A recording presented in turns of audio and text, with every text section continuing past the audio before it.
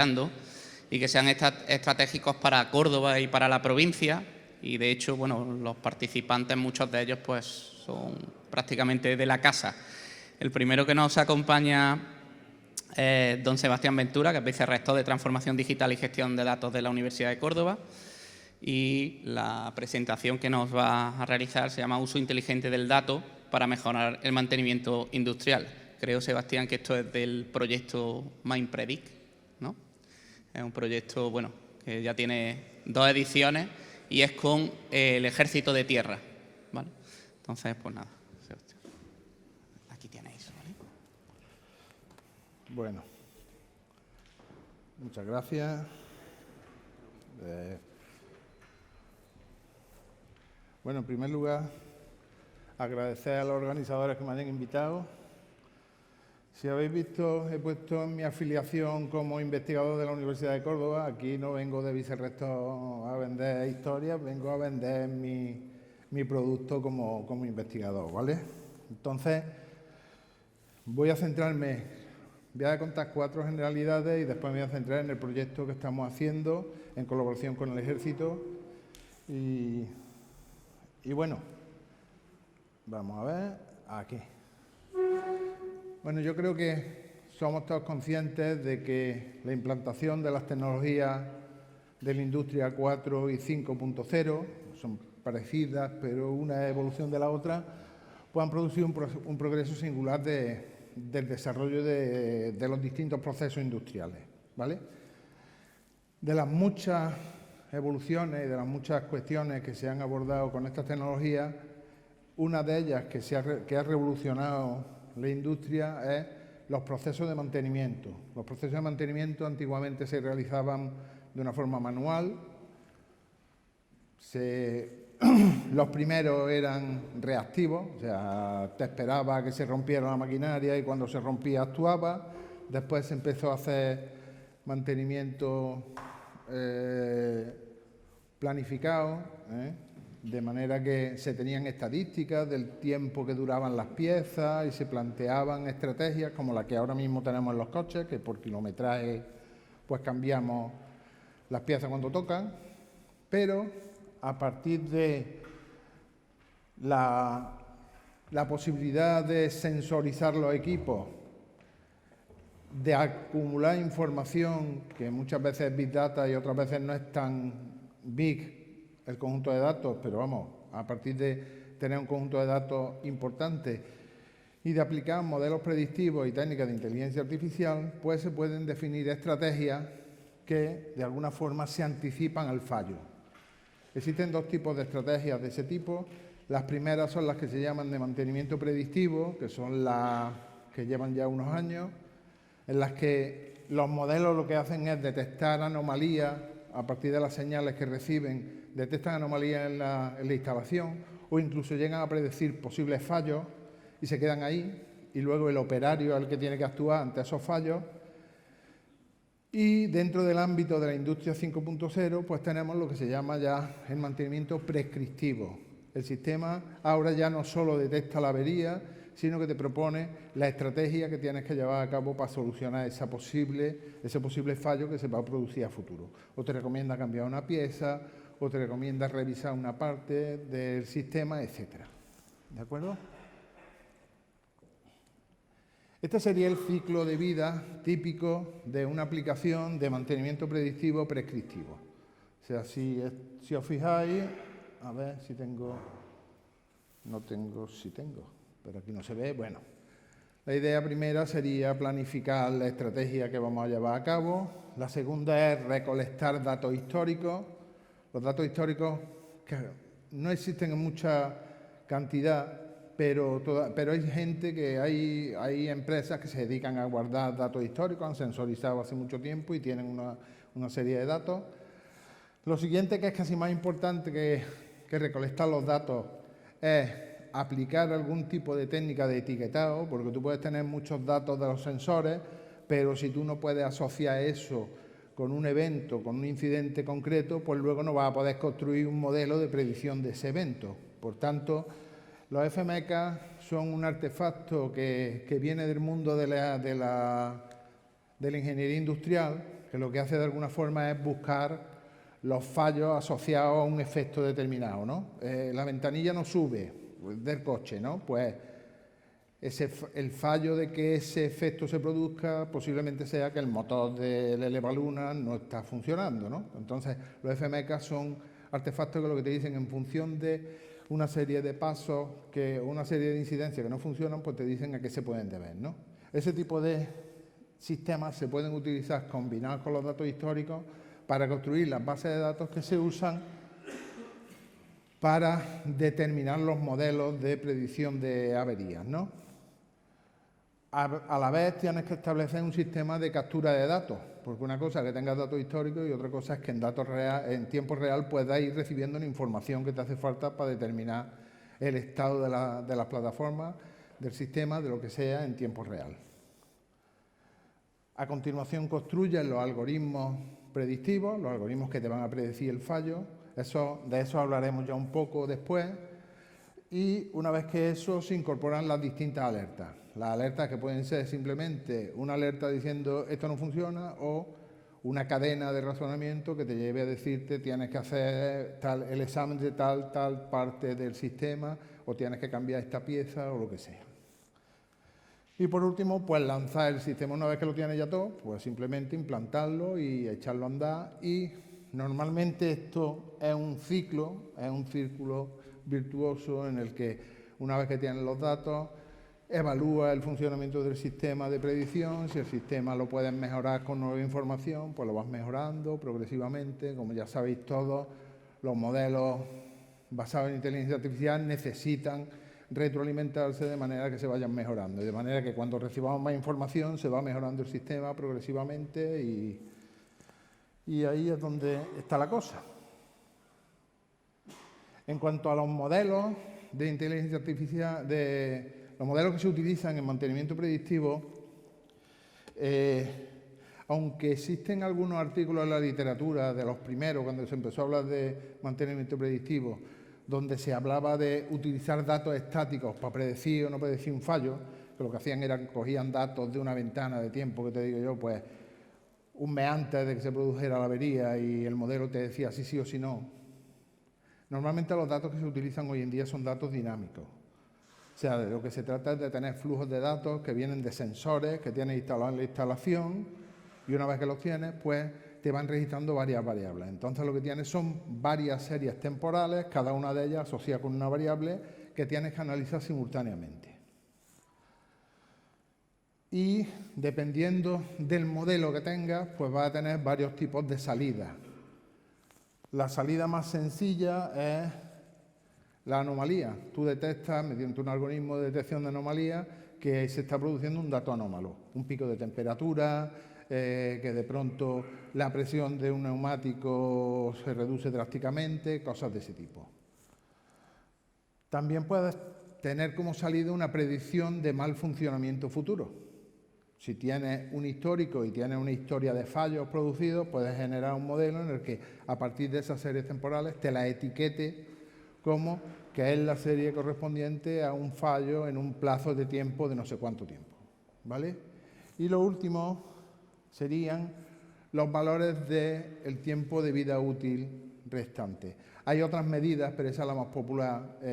Se trata de medidas ya cuantitativas, no son binarias de fallo acierto, sino que son unas medidas en las que te dicen la salud en la que se encuentra la maquinaria, el sistema que tenemos intención de monitorizar, ¿no? Entonces, el tiempo de vida útil restante, pues lo que te está diciendo es el tiempo que falla hasta que la máquina se rompe, ¿vale?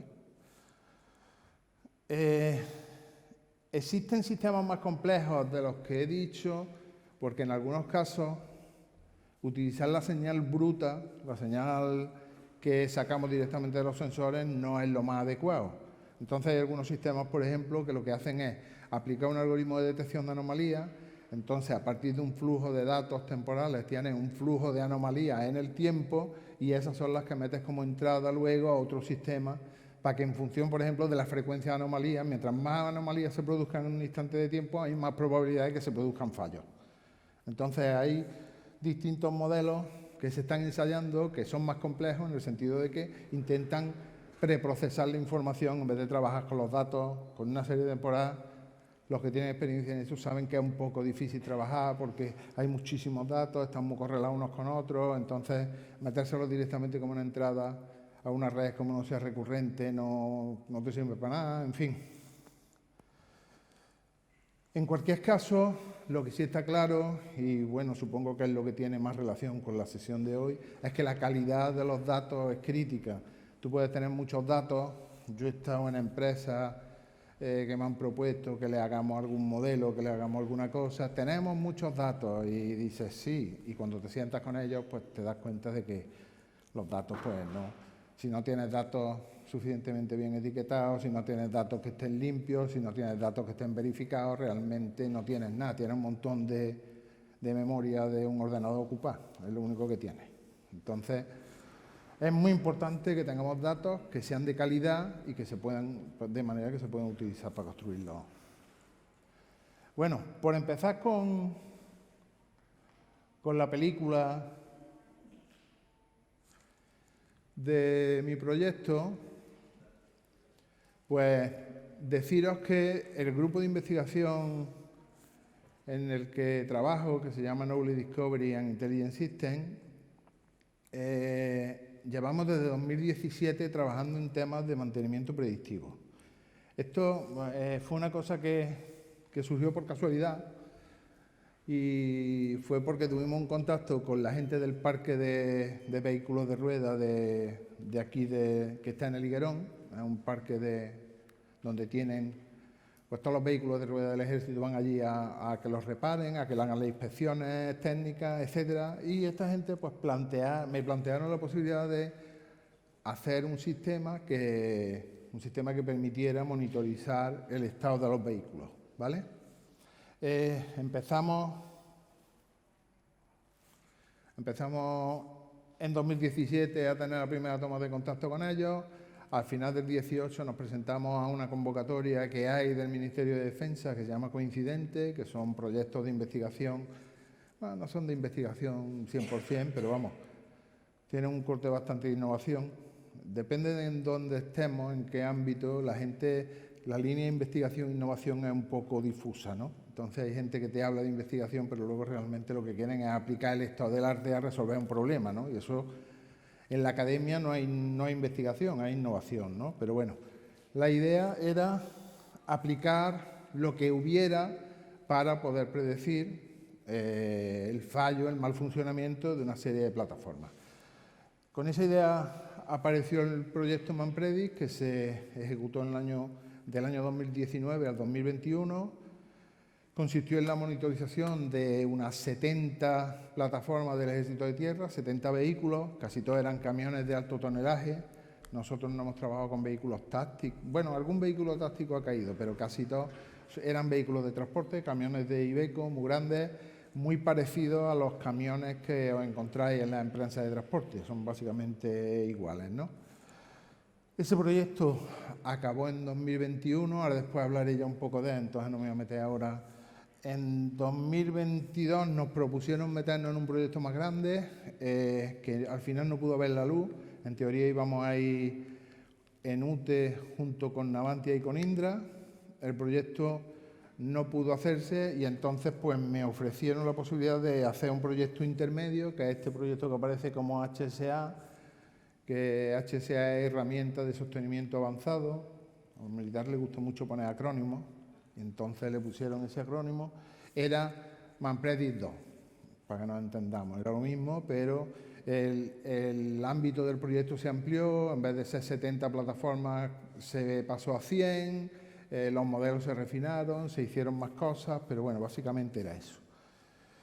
Y luego, pues, al final, en 2023, nos presentamos a una licitación que salió del Ministerio de Defensa, ya en UTE con Indra y con Navantia. Se ganó esa licitación y ahora mismo es un proyecto que está en ejecución. Es un proyecto de 3.800.000 euros que se llama MESSILPRE y que pretende hacer ya un demostrador ya en fase de desarrollo bastante avanzada, un TRL 8.9, donde monitorizamos 500 plataformas de vehículos del Ejército de Tierra. y una vez que estén las bases de eso asentadas, pues supuestamente ese sería el sistema que va a utilizar el Ejército para el mantenimiento de todas sus plataformas. ¿Vale? Bueno, antes de eso voy a decir esta transparencia que me he dado cuenta que tiene más sentido esta que la otra. Algunos datos curiosos del proyecto, pues ya he dicho que se monitorizan 500 plataformas del Ejército. Los datos que se utilizan son datos que ya están en circulación dentro del vehículo. O sea, nosotros no hemos sensorizado. Normalmente cuando se va a hacer mantenimiento predictivo, pues tienes que obtener información del estado del sistema. La ventaja que tiene utilizar vehículos es que los vehículos tienen todos una centralita y va circulando información de los sensores que tienen instalados los vehículos, de temperatura del motor, del estado de los frenos, de un montón de subsistemas que van circulando por un bus que tienen, que hay un estándar que se llama el estándar CAN. Entonces, por el CAN bus, pues lo que hace es que por ahí es por donde circulan todos los datos. Entonces, nosotros lo único que teníamos que hacer era sacar los datos buscar la forma de que esos datos nos pasaran a un sistema informático en tiempo real. Para ello lo que hicimos fue instalar un dispositivo que se comunica con un sistema informático. La primera versión que hicimos se comunicaba por señal de móvil directamente, era una cosa doméstica de andar por casa. Ahora ya que el Ejército nos ha dicho las restricciones de seguridad que tienen y tal, pues entonces la comunicación no se hace en tiempo real, sino que los dispositivos que tenemos tienen memoria, se guarda la información en los dispositivos y cuando llegan a una zona que consideran segura, a una base, pues tienen una red donde se vuelca la información. De manera que los modelos se van actualizando, pero periódicamente en función de que vayan o no vayan las plataformas a la zona donde se descargan los datos. ¿De acuerdo? Existe un gran repositorio de datos, tenemos un sistema que hemos implantado un data lake con tecnologías más o menos estándar, donde guardamos la información de todas las plataformas. Ahora mismo estamos registrando datos con una frecuencia de 1 segundo. Algunas personas con las que estamos colaborando ahora, que trabajan en sistemas muy concretos, por ejemplo, en sistemas el arranque eléctrico, por ejemplo, cosas de ese tipo, te dicen que 1 segundo es una frecuencia demasiado baja, que quieren frecuencias del orden de milisegundos, que los dispositivos que tenemos lo permiten, pero a nosotros en su momento nos parecía una pérdida enorme de espacio, porque claro, al final tienes que guardar información. Y de hecho, además, en el Ejército estaban interesados y siguen estando interesados en guardar toda la información. Yo pienso que llegará un momento en que nos dirán, bueno, todas no, ve borrando, pero porque pensar que estamos registrando del orden de, ahí no lo he puesto, pero del orden de 100 variables es lo que estamos sacando. En el CAN-BU hay bastante más de 100 variables, pero estamos sacando unas 100 variables con una frecuencia de 1 segundo. 1 segundo al cabo del día son 86.400 segundos, multiplica por las 100 variables, multiplica por las 500 plataformas que estamos monitorizando, en fin, que es una cantidad de datos. No son big, pero también. Al cabo de un año ahí tienen unos poquitos de teras como para... Entonces, bueno, en el sistema estamos generando para cada una de las plataformas 20 modos de fallo, que son los que están relacionados con los subsistemas que más importancia tienen desde el punto de vista de operatividad de las plataformas. Y estamos usando tanto modelos de detección de anomalías como algún modelo de predicción y, sobre todo, últimamente, modelos de predicción del tiempo de vida útil restante, que son los modelos que resultan más interesantes porque te permiten establecer una gradación entre el peligro que tiene la plataforma de estropearse antes o después. O sea, darle una avería, si no, eso no tiene mucho interés, ¿no? Bueno, ahora, esto es un poco el esquema de lo que os he dicho. Ahí tenéis los dispositivos. Esto que se ve aquí abajo, esto de aquí, es un registrador que es el que conectamos al CAN bus. Ese registrador tiene un disco duro, tiene la posibilidad de conectarse por Wi-Fi, tiene la posibilidad de conectarse por GPRS, pero estamos usando solo la conectividad Wi-Fi. Los datos se guardan ahí, de ahí se conectan a un nodo, del nodo se conectan a la Wi-Fi propia que está dentro ya de la red del ejército, la Wi-Fi donde están los servidores, ahí es donde se guarda toda la información y dentro del CPD pues tenemos varias partes. La parte que veis ahí abajo es donde se hace el almacenamiento de datos, que estamos utilizando, como veis, tecnología estándar, estamos usando la base de datos Elastic, estamos usando Spark para cuando tenemos que procesar datos masivamente paralelos, no siempre. La ingesta de datos la hacemos con Minio, que no sé si lo conocéis. Minio es un producto que es un software libre que lo que hace es emular el sistema S3 de Amazon de almacenamiento. Y a partir de ahí, pues bueno, los modelos de inteligencia artificial los estamos desarrollando con PyTorch. Empezamos primero con otras tecnologías, pero con PyTorch al final es lo que mejor nos va.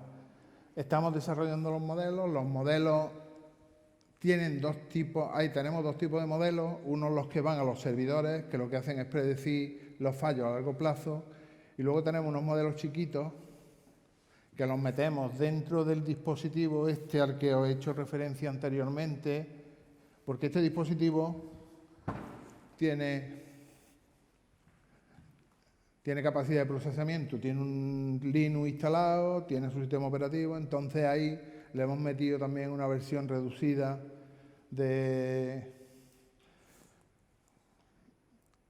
para poder meterle modelos de predicción en tiempo real. Entonces, las señales pues van al disco duro, pero también pasan por ahí, de manera que la idea es que se generen alertas y vayan al sistema de control del vehículo y en tiempo real le vayan diciendo si se produce alguno de los problemas que estamos monitorizando. ¿De acuerdo? ¿Y qué más os puedo contar de aquí?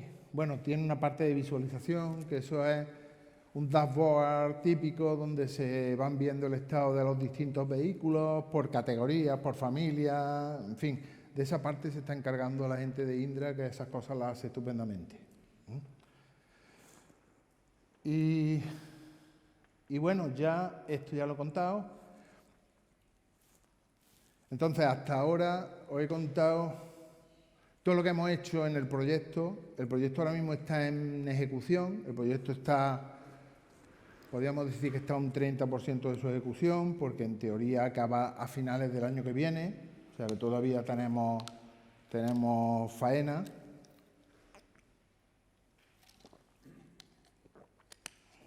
No va mal.